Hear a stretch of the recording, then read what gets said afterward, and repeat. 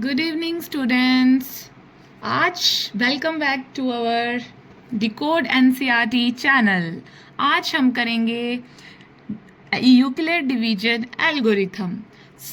आज हम निकालेंगे find the LCM of these two numbers by Euclid division algorithm. ठीक है, तो हम इसको कैसे सॉल्व करते हैं, हमने देखना है कि सबसे पहले कौन सा ग्रेटर है।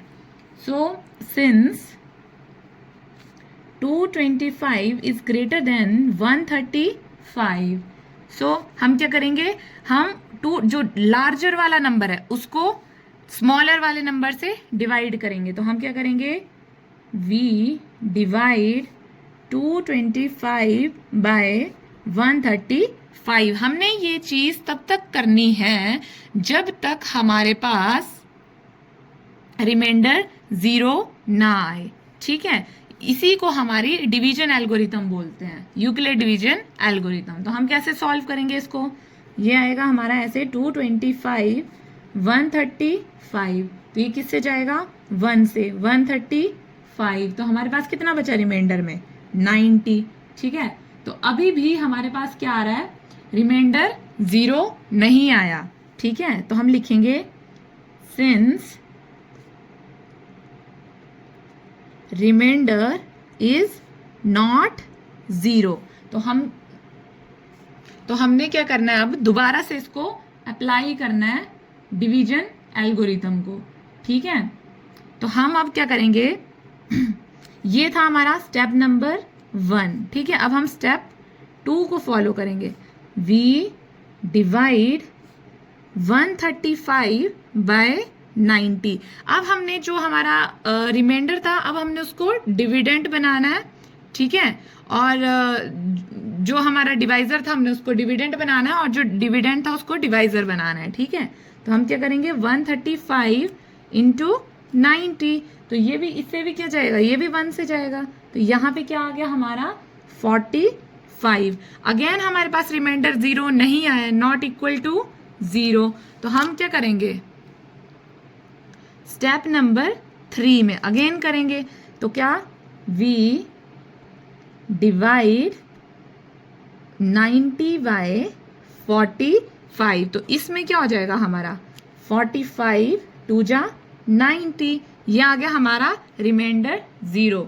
Therefore HCF of 135 and 225 is equal to 45 is the answer. ये था हमारा पूरा डिवीजन एल्गोरिथम। ठीक है,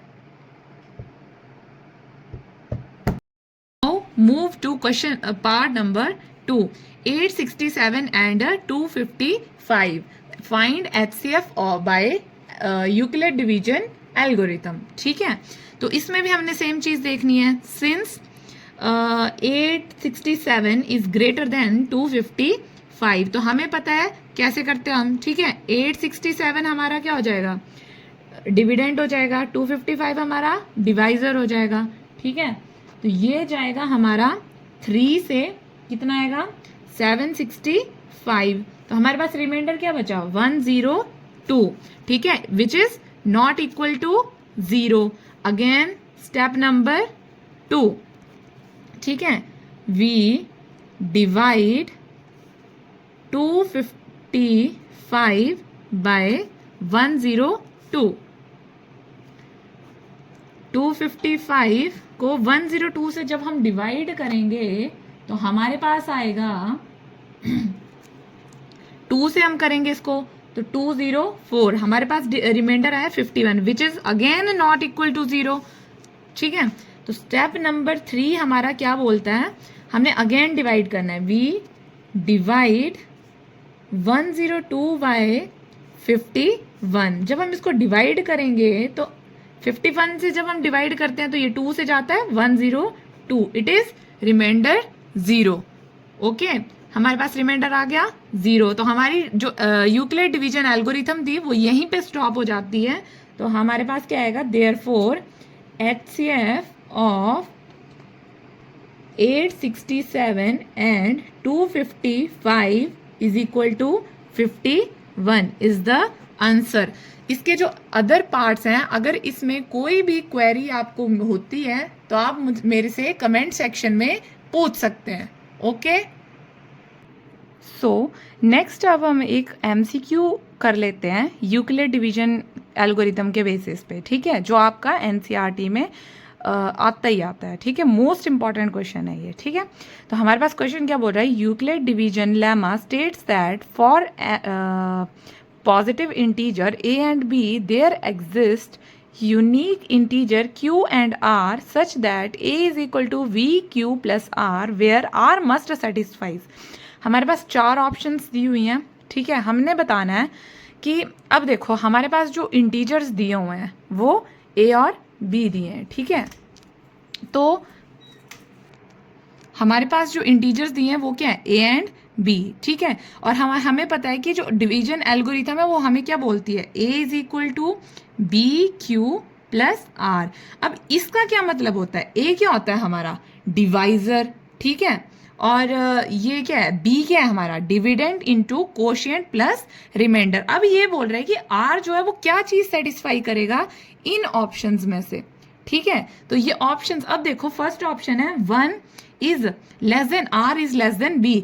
अब हम जब डिवाइड करते हैं, मान लो ये हमारा a है, ये हमारा b है, तो ये आ जाएगा q और यहाँ पे मान लो कुछ भी आता है और इधर आ जाएगा r, ठीक है। तो हमने देखना है जो r जो है वो इस b से छोटा ही होना चाहिए, ठीक है।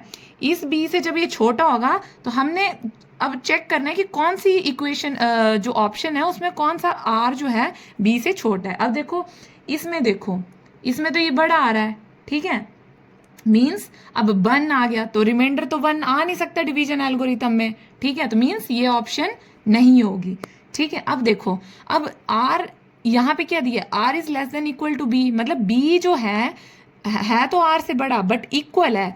इक्वल, अब आप लोगों को जैसे पता है, यहाँ पे हमने सॉल्व किया है मैक्सिमम क्वेश्चंस में, तो जो डिविडेंड है वो रिमाइंडर्स के इक्वल थोड़ी होता है, ठीक है। तो ये ऑप्शन भी नहीं होगी। अब इसको देख लो, ठीक है, अब इसमें ये इन्होंने इक्वल तो बताया ही नहीं है रिमाइंडर, ठीक है, तो मीन्स ये वाली ऑप्शन भी नहीं होगी। तो आंसर इज दिस।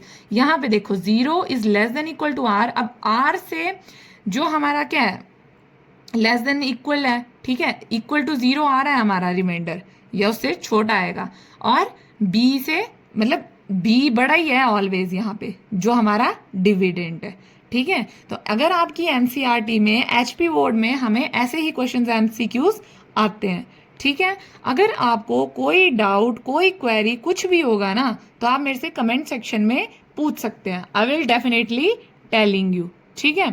सो मिलते हैं अब हम अपनी नेक्स्ट वीडियो में। Okay, bye.